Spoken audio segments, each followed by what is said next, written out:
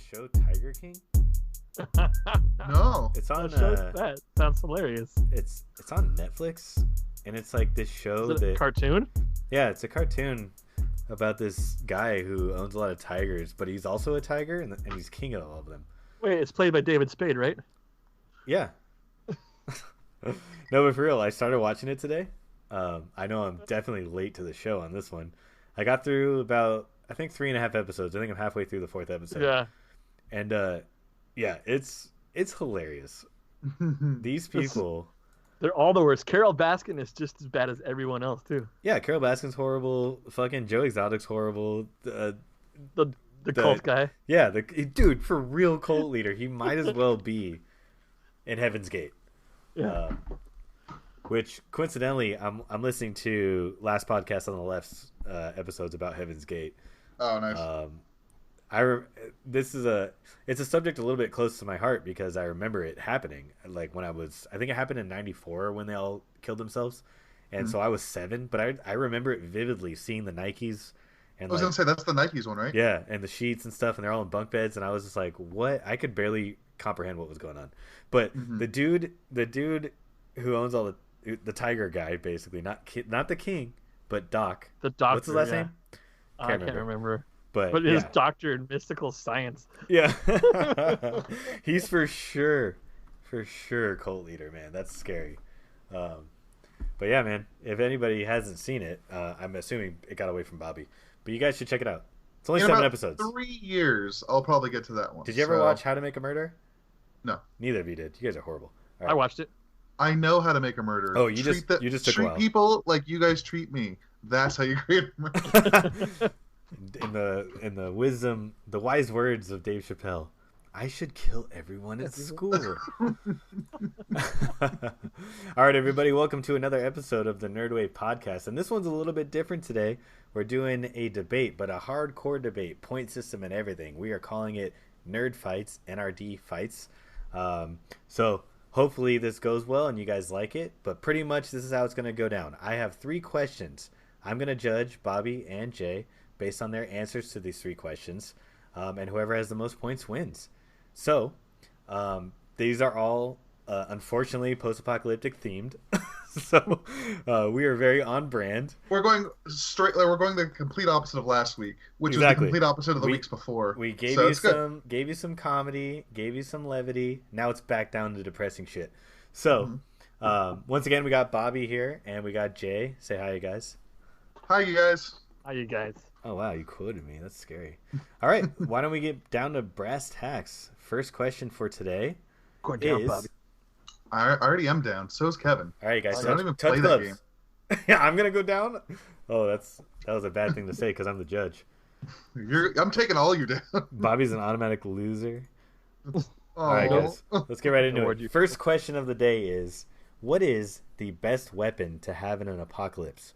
And this is zombie apocalypse, regular apocalypse, nuclear apocalypse. What's a regular apocalypse? I don't know. That's for you to decide. All right, who wants to go first? Run-of-the-mill apocalypse. What's your best weapon for an apocalypse? I'll give Jay the advantage. I'll go first here. Yeah, you go first. So I put a lot of thought into this. There's a lot of guns that would be really good in this situation, but a lot of them have their limitations. You didn't put any type of a sci-fi limit on this question. So I was thinking, what if I did like a lightsaber or, something crazy like that. But for one thing, I wanted to go more realistic, something that could actually be used in real life. So I decided to, get all the sci-fi stuff out of there.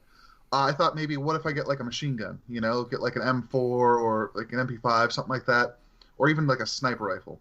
But the problem with that is eventually you're going to run out of ammo. That's just a huge problem with a gun. So I went with something I took it from The Walking Dead. I think Daryl's crossbow is a great weapon to use in a situation like this. Because, yes, you do need, the bolts and everything. But theoretically, you could make your own bolts or arrows by just cutting wood. So theoretically, you could always have ammo as long as there's wood by you. And I think, I'll go into it more, but let's see what you have, Jay. I'm going along the lines of actually firearms. I thought about that same thing too, the quantity of, where you're going to get ammunition for it. But then if you think about it, like this firearm, it's a 12 gauge silent shotgun, probably similar to the one that Anton Chigurh has in No Country for Old Men. Ammunition for shotguns is plentiful, and it's easy to reload, easy to repack. If you want to end up figuring out how to make your own, I'm sure you'll be able to find resources somewhere. But also, it's not just, whatever you load the shell with. You could load it with a number of different things. It doesn't have to be a bullet. It doesn't have to be pellets. You could put quarters, coins. You could put rocks in it. You could put, metal slugs or whatever you could find. You could put pretty much in a non-rifled shotgun, through a non-rifled shotgun. They're reliable. They're easy to take care of. They're easy to clean. They're not going to jam on you. And it's a smaller, compact weapon that you can easy to carry around.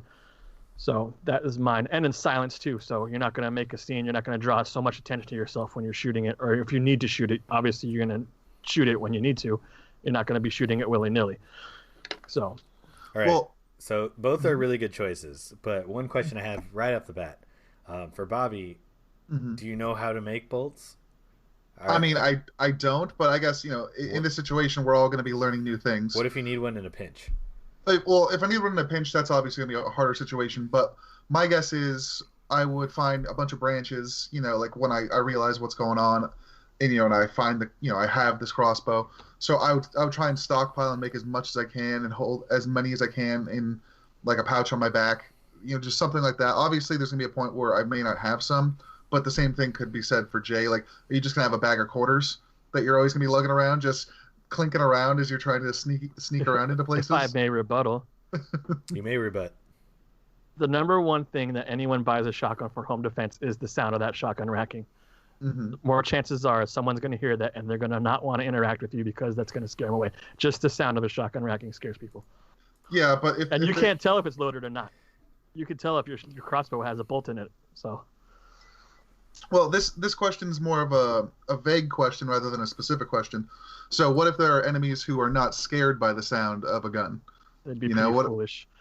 Well, I'm saying, what if it's like a zombie type of a thing? You're not going to scare away a zombie. What if it's with the sound of a shotgun? Apocalypse. Well, yeah. Clickety clack, clickety clack. Shotguns are pretty heavy. You turn it around, you whack someone with the butt of it, or even with the barrel. It becomes a club. Yeah, but I mean, just think about how tired you're going to get just clubbing all these zombies. Have you ever cocked a crossbow? I haven't, but I assume my arms will get a good workout after a while. Yeah, that's a good point. If he runs out of bullets, he'll be fucking jacked because all the times he had to re-rack that bow. He's gonna have huge biceps. He'll just beat the shit out of him. I'm gonna throw some hands if I run out of bolts. Good luck catching those hands, zombies. All right, that brings me to a question for Jay then. So let's say you are out of ammo, and your theory is racking it is going to scare anybody. But let's say it's a zombie. Let's say it's a zombie apocalypse. What are you going to do in that case? Racking it may attract more if it's loud enough. Well, I mean, obviously, I'm not going to think that a zombie's going to be coherent enough to know what that sound is anymore. So I'm not going to be racking it. So what do you do for ammo? The zombies there. Is that where it becomes a billy club? That'd be great to become a billy club. Okay. And then obviously I'm going to maintain my distance. I don't want to, I'll interact with the zombie as least as possible, keep my distance as much as possible. But when it comes down to it, it's going to become a club. Okay. So on another note, since you did bring up the racking being something scary to somebody who would understand what that means, what would you do, Bobby, in that case? How do you do a deterrent for somebody when you are out of ammo? Okay, so as I've never used a crossbow before, it's hard to say exactly.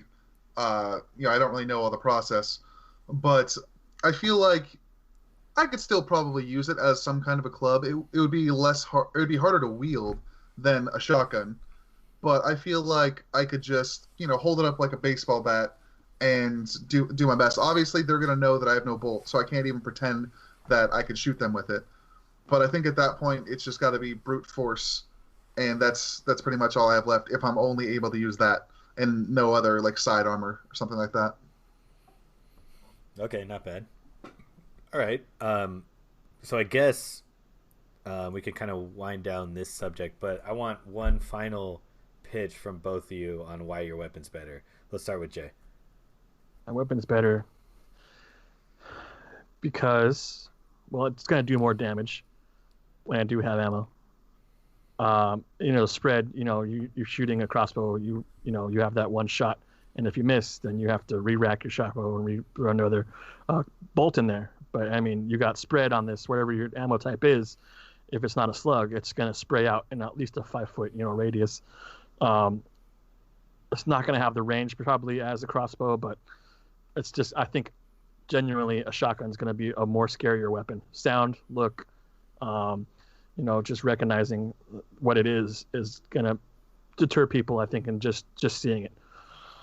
As far as a coherent person that's going to be able to comprehend what it is. Okay. All right, Bobby, why is yours better? Well, I think mine is going to be more versatile. Like, a shotgun is going to be great for clearing a crowd at a short distance, but anything beyond, I don't know, 10, 15 or so feet, depending on the shotgun, he's not going to really do that much damage. With mine, I'll be able to do mid-range and long-range. I would try and make sure I don't get anybody coming in close on me. It would definitely be more to my advantage to stay at a distance and pick them off. And honestly, if I am trying to be stealth, I'm going to be able to pick off people or zombies or whatever it is without them hearing me. Like you say, it's going to be like a silent shotgun, but I've never, shot a shotgun with a silencer on it. Movies make every silencer sound like it's nothing. So it's still going to have a high decibel level. It's just not going to be as high as it would have been without it. It's not going to ring, like a regular shotgun. Exactly. So I just think I'll be able to, like, if I need to, like, sneak in a place or through a place, I'll have the advantage. I just can't really get up within a few feet of somebody as easily.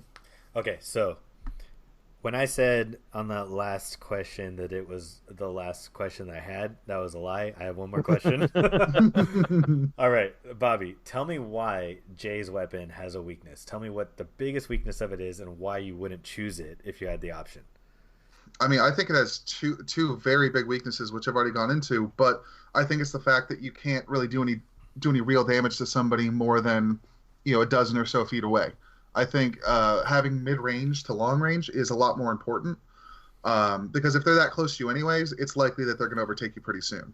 So, like, let's say even if it's just like a few people or a few zombies, whatever the case, like a group of people, I think the range is going to hurt you the most. Okay. All right, Jay, same question. Why is Bobby's gun or weapon not as good as yours? What's the main downfall, and why would you not choose it if you had the option? Well, if I was going to choose any kind of weapon that has a projectile like that, I would choose a bow and arrow. It's just more versatile, I think, than a crossbow. Crossbows are unwieldy. They're kind of bulky. They're shaped different. They're shaped really strangely.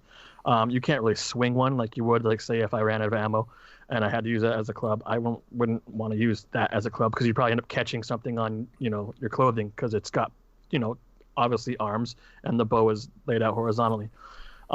Reloading it is going to take forever. You can't reload those quickly. I mean, you could probably get it down to maybe like 15, 30 seconds, but I mean, compared to, a shotgun, there's no chance. The bolts, you say you're going to make bolts out of wood or something, but where are you going to get arrowheads from? Are you going to craft arrowheads? How are you going to craft arrowheads? Yeah, you just sharpen them. I mean, but then you have to fletching. Do you not make fletching? He doesn't even know what fletching is. I don't know what that word means. It's pretty much it's the fins on the back of the bolt. Either there's 2 or 3 or sometimes 4. I'm not necessarily worried it makes about it fly stably. Well, that's not coming pulling it out. That's what makes it fly in a straight line. And then to your thing about range on my gun, I could put slugs in my gun, which increase the range dramatically. Where are you gonna find them? I'm gonna prepare it, and if I'm making my own ammo, you can melt lead and actually form them into the slugs. Okay, my question to you there, if I'm able to retort to that or to respond to that, you can retort all you want. I am gonna retort. It's that at a certain point, like you're not gonna have ammo. You're gonna be out of ammo, and it's like making ammo. I mean, I don't think you've ever done it before, so it's gonna be something you'll have to learn to do by yourself. Or, if maybe somebody with you knows how to do it, but it's like, what are the chances of that? I just don't see that being a more viable option than finding wood. Well, I mean, honestly, I do have a pretty complete concept of how to make ammo. How do you make the firing cap? You make it the firing cap? Yeah. The firing cap is going to be difficult. Like I said, you can find the resources. Ammo for shotguns is plentiful. I mean, honestly, you're going to be able to find them. I mean, it's not like it's a scarce object. So it may be in an apocalypse, but I'll have to take your word for it on this one. Okay, so I think I have a verdict on this question. So, what is the best weapon for the apocalypse? And that's any kind of apocalypse. One of the concerns I have with Bobby's choice is reload speed. Jay brought that up. It's really, really hard to reload. Let's say it's a zombie apocalypse. It's going to be hard to make sure that you're being able to reload and fire as quickly as possible. For a human threat, it's a great weapon because it's silent, right? Mm-hmm. Actually, even for a zombie threat, it is too, because if you don't want to attract additional attention, great. So that's your strongest point. For Jay's, obviously, stopping power, it's going to wreck anybody who it hits. But like Bobby said, there is a specific range. If it were up to me, if I had to choose, I would definitely pick the shotgun. But based on your arguments, I think I'm going to have to give this one to Bobby just because it's much easier. You could like not even put any kind of whatever you said fletching on the bolts, and you could shoot a stick at somebody and it's gonna hurt no matter how true it flies. So I think I got to give this one to Bobby. Bobby gets the first point. Crossbow is the better weapon for any apocalypse. All right, let's move on to question number 2. Let me check my notes here because I totally forgot what it was. Okay, So same kind of situation. You're in an apocalypse. You got to travel around. What vehicle is going to be the best for this situation? Whether you're going from point A to point B, or you're going into a war situation where you got to make sure it's it's battle ready. What's the best choice for this? And we went to Jay first last time, so let's start with you. Oh no, Bobby went first. Start with you, Jay. What's the best vehicle for the apocalypse? I'm gonna go with a modern Toyota FJ Cruiser. In the wise words of Anton Vanko, you lose. That's not your real choice, is it? It is. What? Have you seen the FJ Cruiser? It's one of the most reliable vehicles. Okay, but what movie did that show up in? It didn't show up in anything. It had to show up in a movie. This is a pop culture show. That wasn't the question. You said which vehicle would you want? Okay, just for the record. Oh, I didn't see that you chose that. Okay, let's go with it. Let's roll. What the hell is a Toyota FJ Cruiser? It's like a Jeep. It's like a Jeep. It's a more rugged. It's the Japanese Bronco. Yeah, it pretty much is. It's a Forerunner, isn't it? Isn't the revival of the Forerunner? No, it was a revival of the original. The Land Rover. Land Cruiser. Yeah. Which is actually probably one of the most reliable. None of this vehicles. matters. We're gonna edit that out because I was embarrassing about saying, "What is it? Is it a Land Cruiser? Land Rover? What is this thing?" Should we just start over? We'll leave it in. We'll leave it in. We'll leave it in. Leave it in. Fuck it. We'll do it live. Our listener will be able to hear our gaffes. Exactly. That one listener's gonna be like, "Oh, you losers." All right, Jay, go ahead. Why is it the best? Are literally built just to be the toughest machine out there from the get-go. They have really high ground clearance from the even stock. They have high ground clearance. They got big knobby tires. They're not loud like you would think from another thing. They still have a V8. They're very powerful. There's a lot of storage room. If you customize it, you trick it out, you can throw whatever you want on it, and it's still going to run. These things are literally one of the most reliable vehicles ever built. It's not going to let you down. The only problem is maybe gas mileage, but that's going to be an issue. Yeah, gas is going to be made no matter what. So, modern FJ Cruiser tricked out with some high ground clearance and some shocks and some big knobby tires. So before we get to Bobby's choice, what color? Oh, it's going to be all black. Even the stupid two-tone roof? Yeah, two-tone roof. Yeah, that's all right, dumb. You're going to custom paint it? You're going to spray paint it? I'm going to wrap it. You're going to wrap it in the apocalypse? All right. Good luck. Okay, Bobby, what's your choice? All right, so I was thinking, I know gas is going to be a problem if it's like an apocalypse. So I'm picking an electric car. No, I'm totally not. That's stupid. That'd be the worst choice. No, I was thinking, the problem, Jay and I are going to have, or just almost any vehicle we pick is going to be gasoline, fuel. And I just don't see any good way of getting around that. So I just had to kind of lean into it. And, fuel efficiency definitely isn't a priority here. So I was thinking something that would be able to protect me Maybe like I could have gone with like one of the Bond cars, like offensive with like the rockets, something like that, but or like a Batmobile. But again, I wanted to go more realistic, so I went with the 1969 Pontiac GTO from The Punisher, the one with Tom Jane. Basically, he reinforces it with like some steel drop downs to cover the windows and the windshield and everything. It's just it's a classic car. It has a lot of horsepower. I think it said somewhere between like 375 to 400 when I was reading earlier. So you'll be able to get away pretty quickly if you need to. But honestly, it's just mostly for protection. So like if you're getting surrounded by a bunch of zombies or a bunch of people, at least you can throw down all the protective shielding and at least stay alive for a little while longer. I think in this situation, if there's no cure to whatever's happening, you're pretty much just trying to stay alive. So whatever can keep you alive longest, that's what you pick. That's a pretty good choice. Yeah, both of these are actually pretty good because one obviously has a more fantastical, movie setting in the Punishers. Yeah, Jays, right? Jays, because who on earth would buy a Toyota? JK. Great cars. And then one obviously has a very real world application. So if if this was something that were to happen today, obviously going to be tough to find a GTO with, shutters and bulletproof and armor and all that stuff. Right. Okay, so that being said, Jay, why would you choose your car over Bobby's? Pretty much ground clearance. I don't know what kind of apocalypse we're going, but you're going to pretty much assume that everyone's pretty hostile. And I think I'm going to want to try to avoid roads as much as possible. And try to do some, off-roading, maybe like through the desert, traveling in that way, or wherever I am. If I'm California, obviously it's desert.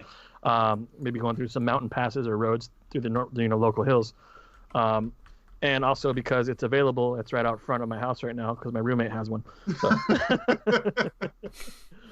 Little do you know, my neighbor has this car, so we're kind of in the same boat here. It's rugged. A GTO it's cool and all, but I think you're probably going to have an older car. You're going to have mechanical issues unless it's spot on and perfectly rebuilt.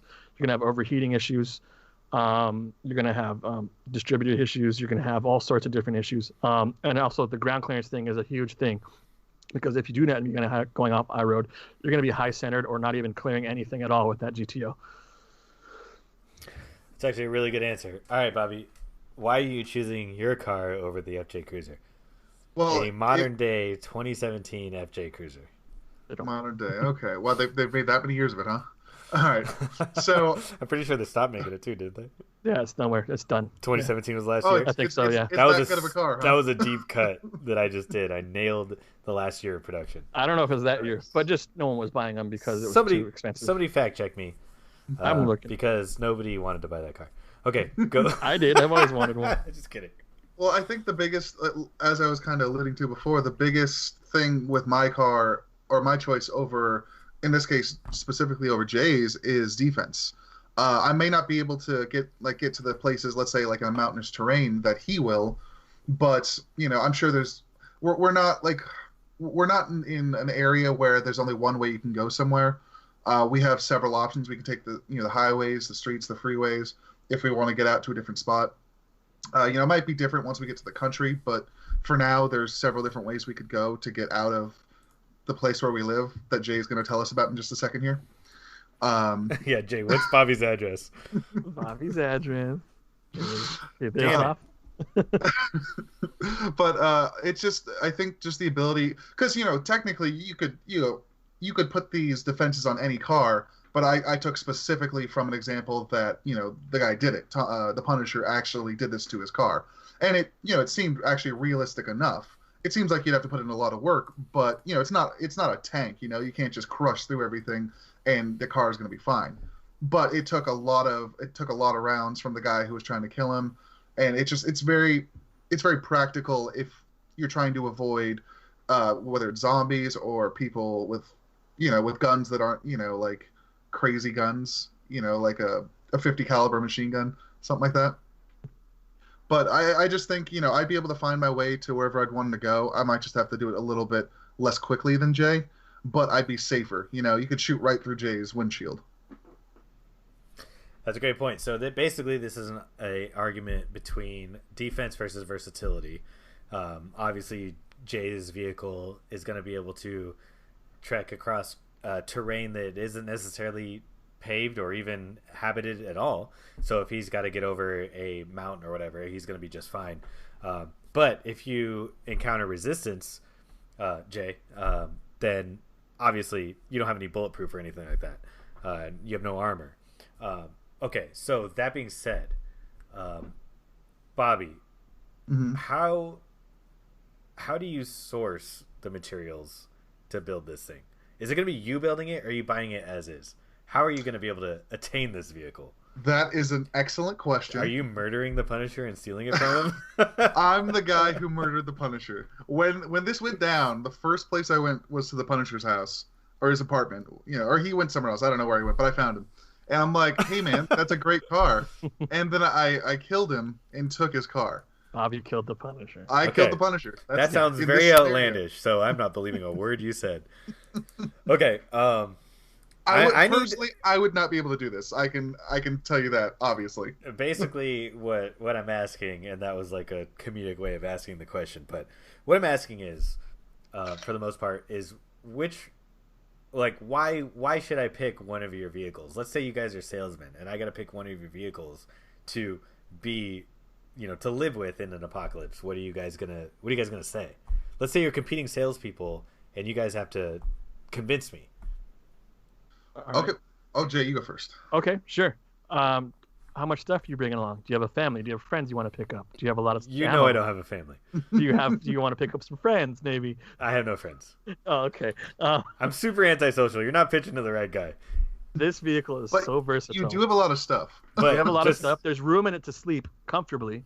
You could pack a lot of equipment if you're bringing equipment, and all those modifications Bobby supposedly made to his Roadrunner or his GTO. He killed the Punisher and stole it. He killed the movie car, which actually probably made out of aluminum foil, so it's not really going to stop any bullets. We're assuming in this case that the movie is real. But you can armor up this thing. It's still going to work. It's still going to go off road. It's still going to be comfortable. You're still going to have plenty of room. It's going to be reliable. And it's going to be scarier looking than the GTO, but GTO is going to draw a lot of things like, oh, that looks really cool. I want that car. Well, it's not like there's going to be like 10 options for cars and they're like, oh, that's the one right there. That's my car I'm taking. Also, well, he does have a good point in saying that, like, let's say you're driving on the street, you're going to garner a lot of attention. You're going to do that in any car. Yeah, but I'm not taking the streets. Let's say there's some raider in not the Las Vegas Raiders, just a raider in leather in a Prius. Probably a Raider fan. Probably. They're from the black hole, and they're driving a Prius. They're going to be like, damn, that GTO is nice, because this thing sucks. You think they're going to be able I'm to running catch out up of to me? juice. All right, sneak up on you because you wouldn't see them. That's true. So I almost got hit by one the other day. Argument well heard, Jay. All right, Bobby, you're a salesperson. Convince me why I need to buy your car over the FJ Cruiser. It's just, like I said, it's just personal defense. Like, I already have this car. It's already made. If you want to make additions, if you want to make upgrades to the other car, you're going to have to do it yourself. Do you know how to weld? Do you know how to, get all the materials necessary for that? You don't. I already have this car. I bought it from a private seller, and he did some serious upgrades to it. So, it's going to be able to withstand a lot of... So it's used? It is. I mean, it's an old car. You're not getting a 1969 brand new car. I wanted new stock. Well, it's like new. With the work that he put into it, this thing is like new. It's not mint, but it's the next closest thing. Was he old? No, he's younger. Oh, is it a one owner? Is he first owner? That means there's a lot of miles on it. Is he the first owner? Yeah. Garaged. I don't. I think he was actually dead for a while, so he didn't put a ton of miles on the car. So it's not that big of a deal. He bought it after he died. Okay. He bought it before he died, and then he was dead, and then he drove it a little bit. So. Okay, gotcha. But honestly, it's just you're not going to be able to drive over mountains with it, but I don't think you'll have to. You just it's honestly defense is the biggest thing that I'm selling here. You're just going to be safe driving this car. Okay, so I got to make a decision here, and if I were someone in the market for a new car, expecting that an apocalypse was coming, honestly, I gotta pick Jay's choice because versatility is the key. The fact what really set me off, what really sold me, is the fact that he said, "How much stuff are you bringing? How many supplies?" Because obviously I don't have friends or family, so that's irrelevant. But if I need to pack stuff in it, the FJ Cruiser is going to be the one I have to choose. Not only that, the being able to have the versatility or the options in order to take it off road if I need to, huge benefit. How many people, especially in California, for example, are going to have weapons needed in order for me to have an armored car? That's one thing that came to mind. Just thinking about how many people we know that have weapons, I don't know. Yeah, but they're all sweethearts, and they're going to be on my side anyways. So, yeah, I got to go with Jay's choice, FJ Cruiser, even though, just for the record, it wasn't in the spirit of the question because it was supposed to be pop culture related. You could have picked, like, Kit or, something like that. Kit would have been dope. God damn it. You should have chosen Kip. Kit. Let's reset. Jay, I'm glad you picked Kit. You win. Yeah. All right. Calls me Michael all the time. It only has one like name slot for its memory banks. All right, guys.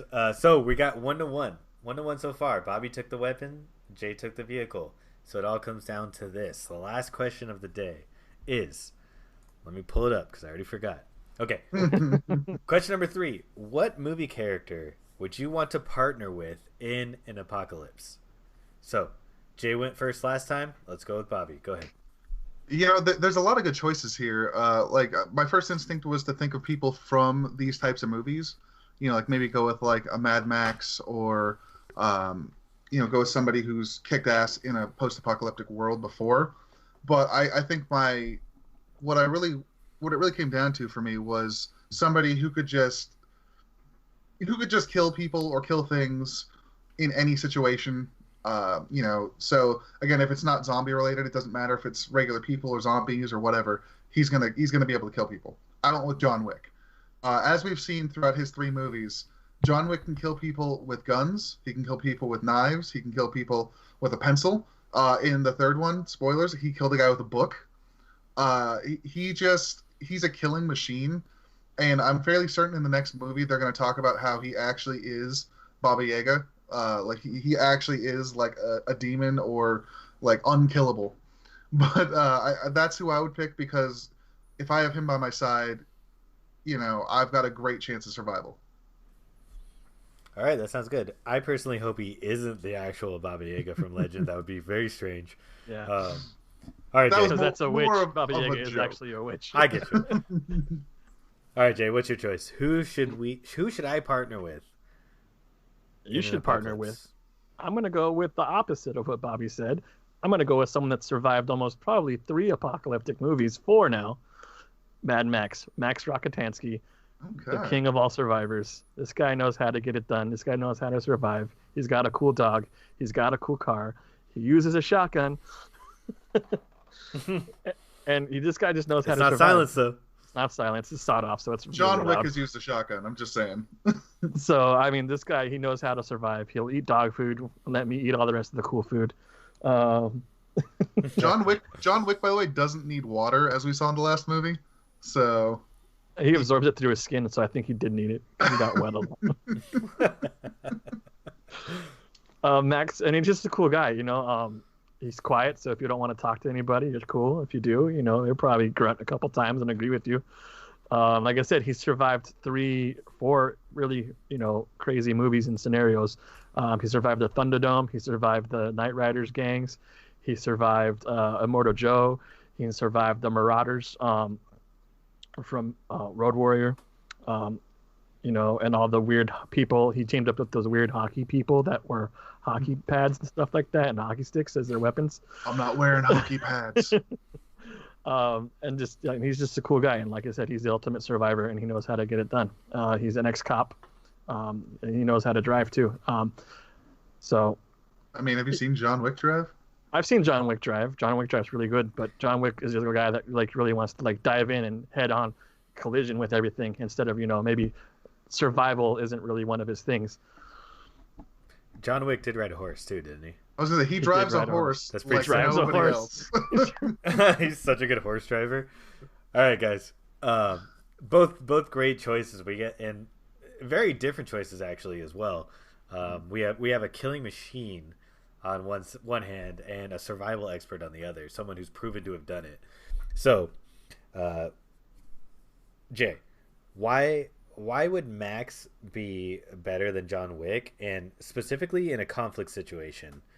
How is he going to be able to help you survive in that situation? Let's say the Marauders do show up and you got to defend yourself. What are his strengths in that situation? Max is super resourceful. He looks and sees what he has available, kind of like John Wick. John Wick is obviously going to be resourceful at the same time, but Max, he's mechanical. He can build stuff real quick. He knows how to use items. He'll think of some way to, he can build traps. He can make things explode. Like I said, he just has the knowledge, all around knowledge, because he's lived Apocalypse. He's been living as Apocalypse most of his life. He knows how to survive, like I said, and he's just resourceful. That's the main thing. He's resourceful. He's like the post-apocalyptic MacGyver. He's physical. Yeah. He's physical too. If he needs to fight, if he needs to get down, he's going to get down. If he needs to shoot, he's going to shoot. He's going to find some way to, either win or, take care of the other guy or whoever he's with. You kind of feel like he's a loner, but then anytime he gets in contact with someone, he pretends like he doesn't care, but then he ends up, sticking it through and saving that person, so. Okay. So that's a great point. He has a conscience. Mm-hmm. Okay. So Bobby, basically flip side of that question, we have Max, who's very resourceful. He's a survivor. He's got experience in it. John Wick doesn't necessarily have that. He's got protection is not going to be a problem for you, but survival situation, how is he going to help you survive in Apocalypse? In this case, it's going to be less on him being the survival expert and me, with him keeping us safe. I'm going to do what I can to find resources and to learn how to make traps, and it's going to be a learning on the fly type of thing for me. But as long as I'm able to have somebody to keep me alive and keep us alive, I think that's the most important thing. I think he's going to be able to, like, if we need to go into town for supplies, that's not going to be a problem. It's going to be a problem for anybody who's in the stores that we're going to. It's like I can spend time looking for resources while he's watching my back. It's funny because I was thinking of choices here. I almost went with his name is Burt Grummer from the Tremors movies, because he's great. He's a great, he's a survivalist type. He's like, the Max Rokitansky type. Obviously not as good, I would say. Then again, he's done 6 Tremors movies, so who knows at this point. But I wanted somebody who could take care of any incoming threats. It's like if there's no real incoming threats that are going to be a problem, then we're able to focus, or then at least I'm able to focus on getting resources for the group, finding water, finding food, finding shelter, whatever it is. He takes care of everything else, and it's just a team effort. Okay, so basically what you're saying is you got a guy to watch your back, and if there's any incoming threats, he's going to neutralize them while you're making bolts for your crossbow. Yes. Exactly. You're gonna have to learn how to do that. Okay, but here's my one question for you. My one other question for you, Bobby, is in terms of a survival situation, finding food, making a fire, sanitizing water, all that stuff. He's probably a hell of a hunter, by the way. I should say, just based on. How do we know? Just saying, probably. I feel like I'm arguing Jay's point of view here. You're doing quite well for Jay. Okay, I'm gonna step back here, and all I'm gonna say is basically, what is your question? you guys need to go at each other's throat right now on who's the better choice, because right now we're dead even. Both of them have great pros and obviously some pretty large cons. So basically, nerd fight this out. I need passion from you guys. What if we're going head to head? What if it's Jay and Max versus me and John? I think in that situation, yeah, Max can keep you alive for a while, but eventually John's going to get in there. John is going to get in there and take what we need from you. That is what he does. You guys are going to end up dead, and we're going to have your stuff. It's going to be like Call of Duty Warzone. We're going to take all of your supplies. No, Hashtag topical. But in that case, John's only be the only survivor because Bobby would probably have fallen and died. I would definitely stay back a little bit. It'll be John's my stuff. crossbow. It'll be John's stuff. It won't be your guys' stuff. No, we're good friends. I can tell you, John and I, we've got a history together, and we're good friends. We're like John Leguizamo and John Wick. You know, they're tight. Well, I mean, you brought this up earlier with my choice of weapon, shotgun. John relies 75% on weapons and bullets. So where is he going to get all those? Oh, he's got them under his house. Under his house. He just sets them under his house and just dig them up. Yeah. But then in a situation, what kind of apocalypse are we going to? I mean, Max and I, we're survivalists. We were survivalists. You know, we're not going to engage in something that we're not going to need to. We're going to avoid conflict. We're going to avoid situations as much as possible. We're not going to dive head first. We're going to pick our battles. Sometimes, as we've seen in the Mad Max movies, sometimes that's not enough. That's not the case. But a majority of the time, yes, we're going to try to pick our battles. We're going to avoid as much. We're going to be off-roading. We're going to be avoiding roads. We're going to be avoiding towns as much as possible. We're going to be using our resourcefulness to gather food, water, and whatever we do. We both know how to make fire. We're going to both, you know, we could live off the grid pretty much. I feel like if in a zombie apocalypse situation, if you're not avoiding the zombies, then you're either... and you don't have any ammo, hand-to-hand combat's not going to matter because you're going to get getting bit anyway. So, I mean, I don't know what John's going to do in that situation. Like I said, we don't know his survival skills. He's going to throw a lot of knives at a lot of heads, and he's going to kill a lot of zombies. But I just feel like, you know, as far as all around, you know, survival, Mac Roxantansky is the guy. He's the one that you're going to want. He's going to be, he's not Bear Grylls, but he's Survivor Man. He's Les Stroud. He's the real deal. Hey, I love Bear Grylls. How fucking dare you? But Jake is negative 1 point. All right, Bobby, what's your rebuttal to that? Because obviously, making smart decision making is a strength for Max and Jay in terms of avoiding conflict when possible. We haven't really seen in the John Wick movies that John Wick is capable of that. He'll go, you know, full steam ahead, and try and neutralize the threat as much as possible. But let's say it's a situation that you may not win. What are you going to do? How are you going to convince him otherwise? Well, I mean, for one, like, just I want to make one thing very clear. John Wick is incredibly strategic. Like the way that he's very, he's always on the offense, but he's always thinking of ways to get in places. Like, we've only seen once or twice where he goes into a situation and doesn't think about every possible scenario. He goes in, like, he attacks 10, 15 guys, and he comes out the victor. There's only one or two times I can think of that hasn't been the case. And, you know, he's smart enough to get out of these situations. He's smart enough to talk himself out of these situations, or just brute strength out of the situations.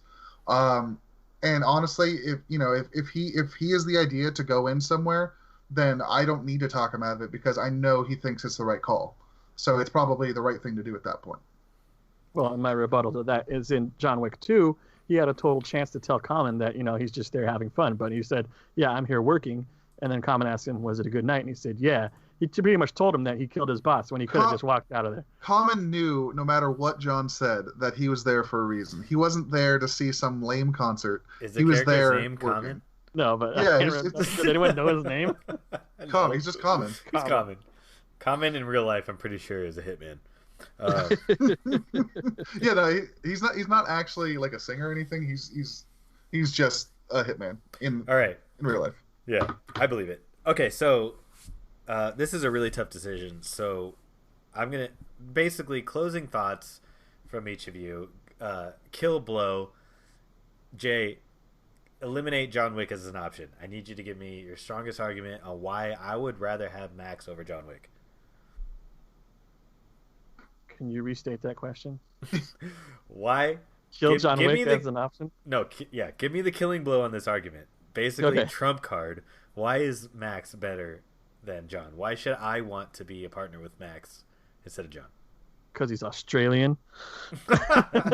Okay, John wins. No, just kidding. No, but he literally... for the record, Max, no hatred for Australian people. Max, even before an apocalypse happened, Max come from a country that's really hard, rugged. The people that are bred there are literally designed to survive. They know how to survive. Every creature that lives there wants to kill them. They have more dangerous and poisonous creatures per square foot per capita than anywhere else in the world. I don't know if you've met an Australian. These guys are tough. And then just to have to deal with an apocalypse, literally 4 apocalyptic situations, major apocalypse situations. He's come out on top. He survived. You know, he's won each time. He's made friends. He hasn't had to compromise what he believes in at all. You know, he's made good decisions. He's been strategic. He's been resourceful.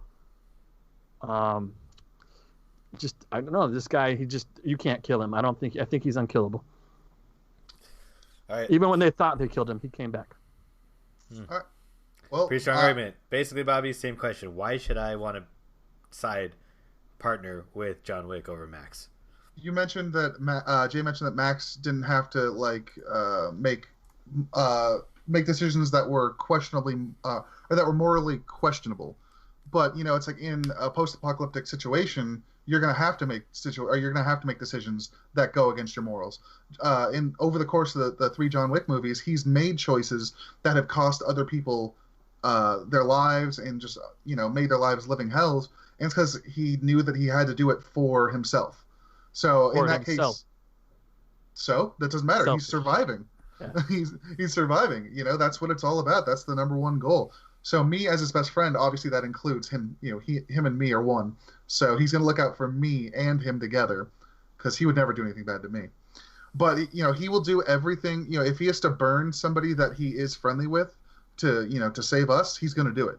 In the end, it's going to be tough for him, but he'll do it. And I just think that's, staying alive is great, and that is the name of the game. But you're not going to stay alive if John Wick is after you. What if that friendly person is you? No, it's not. We've already gone over this. He and I are one and the same. He would never do that to me.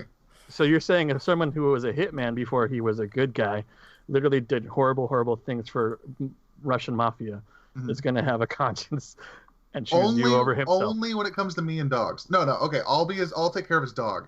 So that's why he will watch out for me. That's the whole plot of this movie. All right. Honestly, I think that last exchange made up my mind very, very quickly, and Jay made a very, very good point, and Bobby kind of threw himself under the bus on this one. Bobby, you said that John Wick will do whatever it takes to survive, and that may make you expendable. When Jay specifically said that Max has made friends when needed, and he's been kind of like a weird, kind of antisocial dude, but has made alliances when necessary. And yeah, okay, here, I'm sorry to interrupt you, but John has done the same. He has obviously had alliances, not necessarily friendships, but alliances with several people. But I guess I didn't actually bring that up, so I see your point. My biggest worry with choosing a partner, because basically I'm trying to put myself in each of your shoes. With Jay's choice, he's a guy who is hard to get to know. Obviously, he's very he's introverted and all that stuff. But once you kind of make a bond, you can really trust him. But John Wick, maybe not the case. He is generally portrayed as a good guy, but like you said, he'll do whatever it takes to make sure that he survives, that he stays alive, and completes whatever mission he has. So if you are in the way of that, you might be a goner. He might not really care. So with that said, I gotta go with Max. I feel like I'd be safer with Max, not only with that final thought, that final point, but Jay had specifically said that in a survival situation, Max is more equipped. So the winner of the first nerd fight is Jay. Congratulations, Jay. Thank you. Take a bow. Thank you. Take a bow. Hate to see it. All right, I don't hate to see it. Bobby. Now, Bobby, kiss his feet. Kiss my feet through the camera. All right, stick your foot up. That's something else for you to kiss. All right, Bobby, now kiss his ass. I won't kiss anything that hairy. Sorry. Oh. See, I'll stay warmer in survival situations. That's not what you said when you were making out with Jay the other day. Oh, when did that happen? We're going there. It'll happen when I'm drunk. I'm not there yet. That was a good fight, Bobby. That was a good fight. It was a good fight. It was a good fight, Jay. That was a very good debate. For the record, if I were going to be arguing these points, I would have chosen a lightsaber. For the first question, that was what weapon would you have in an apocalypse? Number 2 question, I would have picked the I forgot its name. I would have picked Dead Reckoning, which is the vehicle from Land of the Dead. It's basically a super armored RV. And for the third question, I would have picked Superman. No, just kidding. That would have been way OP. Honestly, if it were me, I would have picked John Wick. I think I would have picked John Wick. Let's see how you would have argued it. I honestly would have thought that you would have picked John McClane, Bobby. But he's unkillable, so that would be good. But that doesn't necessarily help me. But I don't know. Yeah, it doesn't necessarily help you. But really good arguments today, guys. Great debate.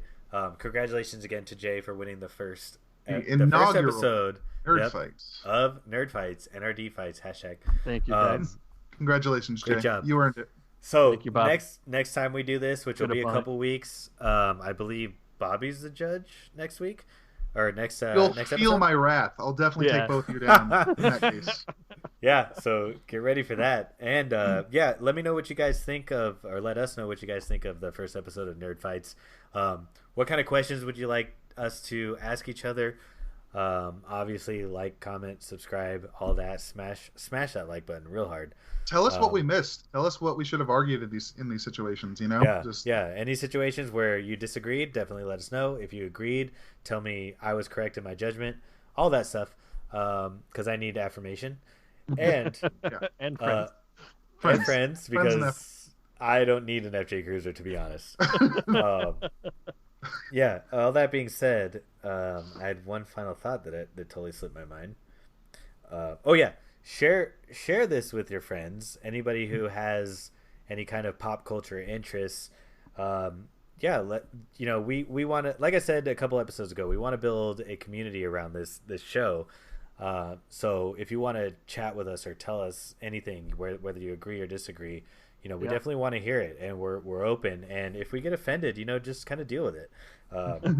But a lot of people like to troll, so any trolls out there, definitely let us know. And we'll troll back, by the way. So we'll be available to flame war. So that's all I got for this episode. Anything else? Anybody else have anything to add? I would just say, if you want to talk to us, if you're on Twitter, we're at NRDWave. So just go ahead and tweet at us. We'll answer any questions, talk about whatever. I mean, we're open. Yeah, Jay, what's our Instagram? We're Instagram, NRDWave, the NRDWave on Instagram. The same thing, shoot us messages, like our comments, like our pictures. Tell us what you think. Give us ideas. If you have questions or anything, throw us ideas your way of what you'd like to hear or what you'd like to see. So we're always open. All of our individual social media are connected to those profiles. So if you ever want to talk to us individually, go ahead. If you ever want to tell me why I'm not a good host, let me know. Because I'm open. But that being said, again, good job, guys. Congratulations, Jay. And next time, Bobby will be the judge. But keep an eye out for the next episode. Keep an eye out for our next episode. It'll be a general discussion. But until then, shred that gnar. Keep riding the wave. War never changes. What? Get pitted? Get pitted. Shred that gnar. Shred the gnar. Fight. Our reward is worth this. Stay safe out there.